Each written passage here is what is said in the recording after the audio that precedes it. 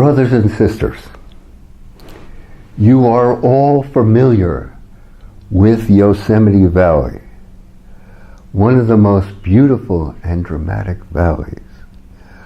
4 million people visit there every year. But how many of you have heard of the second Yosemite? It's called Hetch Hetchy. It runs parallel to Yosemite, some miles down the road. Initially, it was part of Yosemite National Park, supposedly protected forever. But then there was progress. John Muir wrote in 1912, Hetch Hetchy Valley is a grand landscape garden, one of nature's rarest and most precious mountain temples.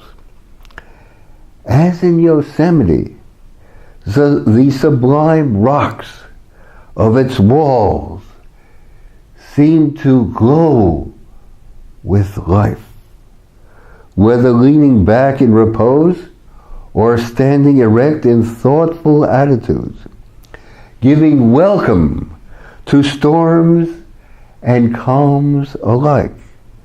Set in the groves and gay flowery meadows, while birds and bees and butterflies help the river and waterfalls to stir all the air into music.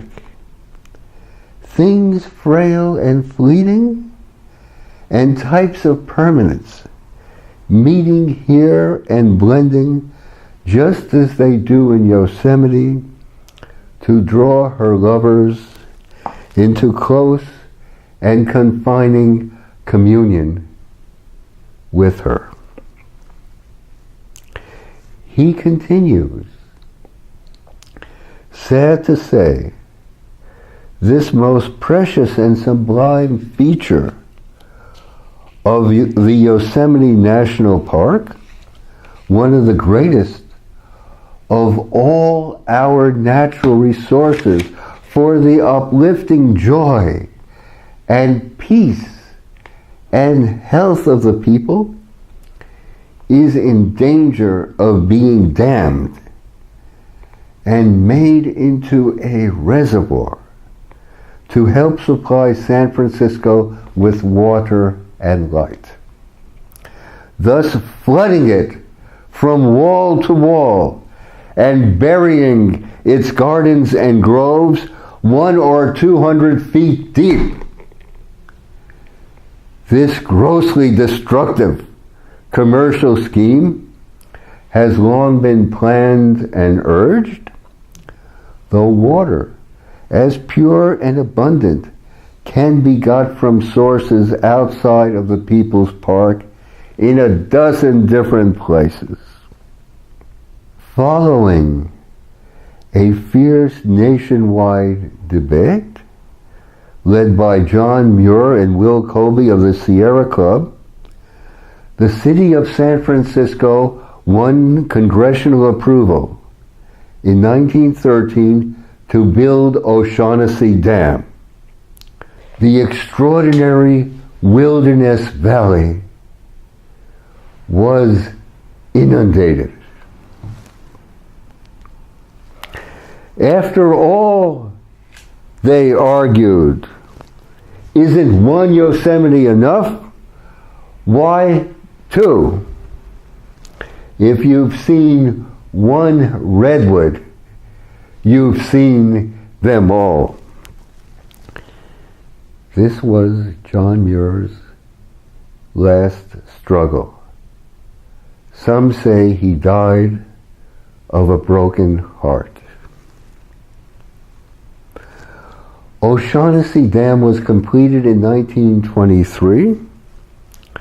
On October 24th, 1934, 11 years later, the first water from Hetch Hetchy poured into the Polgus Water Temple on the San Francisco Peninsula. It was the culmination of a 150-mile-long network of pipelines, tunnels, and aqueducts that take water from high in the Sierras, down the foothills, across the San Joaquin Valley, through the coastal mountain range, and under San Francisco Bay. All by gravity. There are no pumps. I must concede, it is an utter marvel of engineering.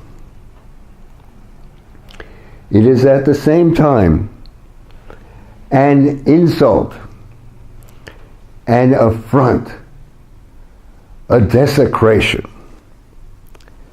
Think of it, a second Yosemite Valley brimming with meadows, rich forests and waterfalls cascading down granite walls, turned into a water-holding tank,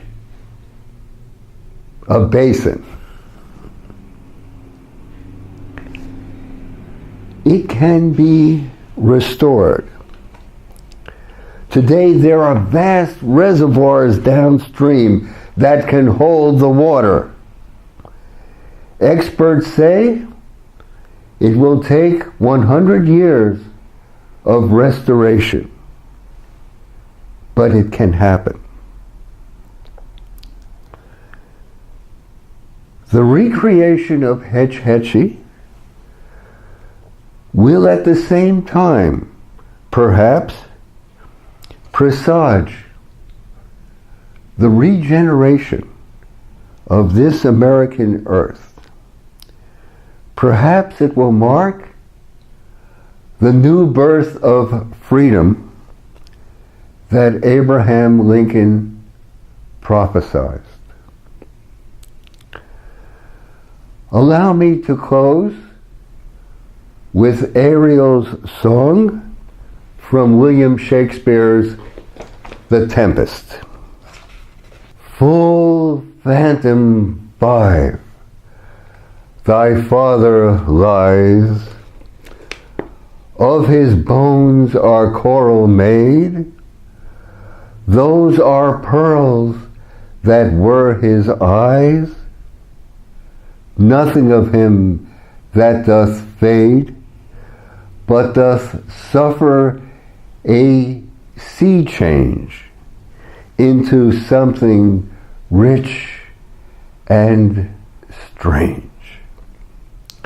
Sea nymphs hourly ring his knell, ding dong, hark, now I hear them, ding dong bell.